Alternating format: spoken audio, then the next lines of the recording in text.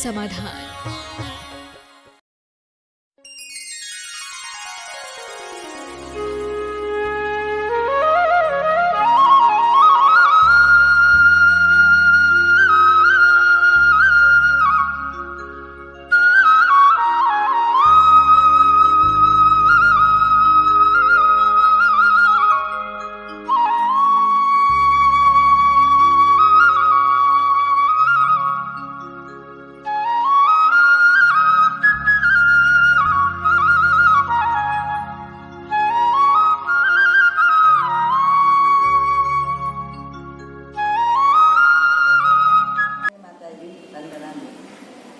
महाराज श्री, मैं रफीगंज से कुसुम जैन। शरीर और आत्मा को ऐसा कौन सा विटामिन देना चाहिए ताकि हम गृहस्थ में रहकर भी अपने चारित्र का विकास कर सकें। आज इस काल में इतना सहनन भी नहीं है और इतनी उत्कृष्ट भावना भी नहीं बनती है कि आप लोग के जैसे घर को त्याग करके अपनी उत्कृष्ट चारित्र की साधना करें, किंतु हाँ, उत्तरोत्तर बढ़ने की इच्छा अवश्य है। तो ऐसा हम क्या पुरुषार्थ करें ताकि हमारे जीवन का कुछ मार्ग प्रशस्त करे। ओम नमः शिवाय। बहुत अच्छा प्रश्न है आपका। सबसे बड़ी बात यह है, शरीर और आत्मा का विटामिन।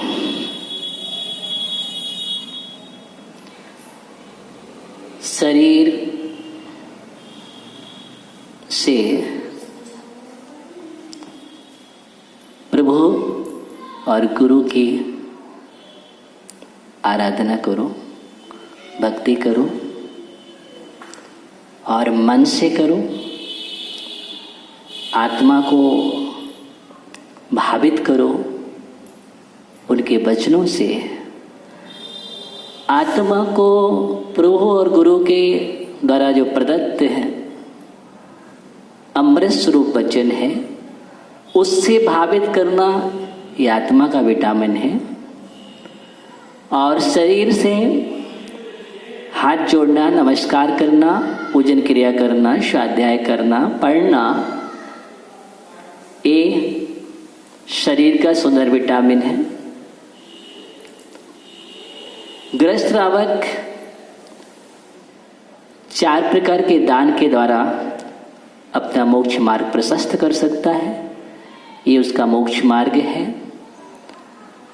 श्रद्धान करते हुए समीचीन रूप से उस मोक्ष मार्ग पर चलने की जो अविरल भावना है, निर्मल, वह अगर निर्मल भावना करता रहता है तो एक दिन उसके जीवन में चारित्र मोहिनी कर्म गति उपशम होगा।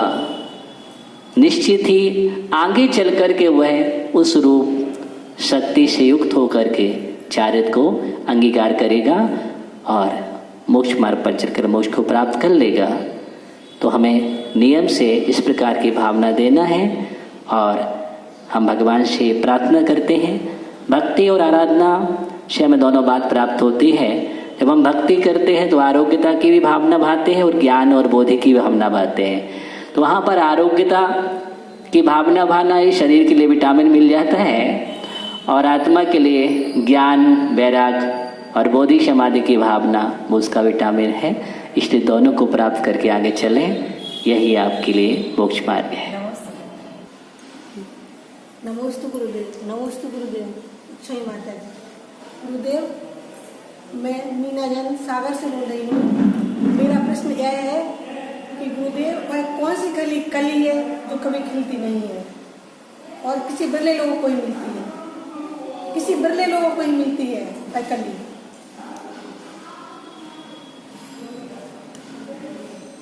कली जो कभी खिलती नहीं है। ये आपका प्रश्न है। पहली बात तो सामान्य प्रश्न हो गया है आपका। छिपकली है जो कभी खिलती ही नहीं है और एक वो कली है जिसको आत्मा के लिए ज्ञान, दर्शन, चारित्र्य वह बहुत बिल्लों को मिलती है, और वो कली अगर खिल जाए जीवन में तो जीवन ही खिल जाएगा। इसलिए रत्नात्रय की कली को अपने जीवन में खिलाने का प्रयत्न करो। जो नहीं खिलती कभी उससे हमें कोई मतलब नहीं, जो खिल सकती है उसका पुरुषार्थ करो। ओम नमः शिवाय। मेरा एक प्रश्न है, औदारिक मिश्र, वैकृत मिश्र, पहारक मिश्र योग कब और कैसे होता है? देखिए, औदारिक मिश्र, वैकृत मिश्र और आहारक मिश्र। औदारिक मिश्र की अवस्था तब बनती है जब कोई जीव मनुष्य त्रिंच अवस्था में जाता है, और मनुष्य में या त्रिंच अवस्था में उस गति में पहुंच जन्म लेना, तो जब वह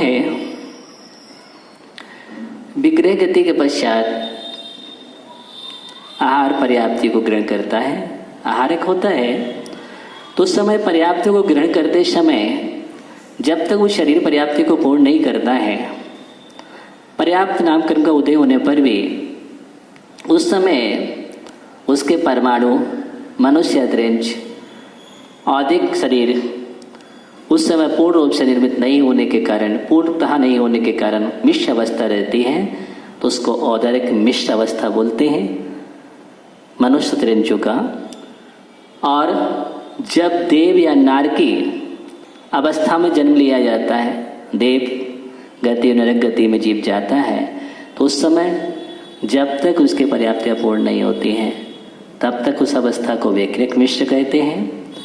और आहारक शरीर का जब निर्माण करता है छठवें गुणस्थान में, उस समय जब निर्मित होता है मुनिराज को शंका जिज्ञासा होती है, और उस जिज्ञासा के समाधान के लिए पुतला तैयार होता है। मस्तिष्क से जो सफ़ेद रंग का एक हाथ प्रमाण जो पुतला निकलता है, तो जो वह उस समय जब तैयार होता है तो वह उस समय उस आहारक शरीर तैयार होने के पहले औदरिक शरीर परमाणुओं से मिश्र होने के कारण वहाँ पर औदरिक से मिश्र होने से आहारक मिश्र अवस्था बनती है, इसलिए उसको आहारक मिश्र अवस्था बोलते हैं।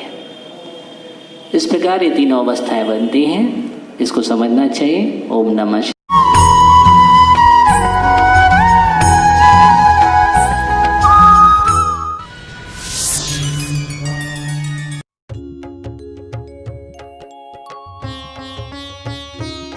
शक का समाधान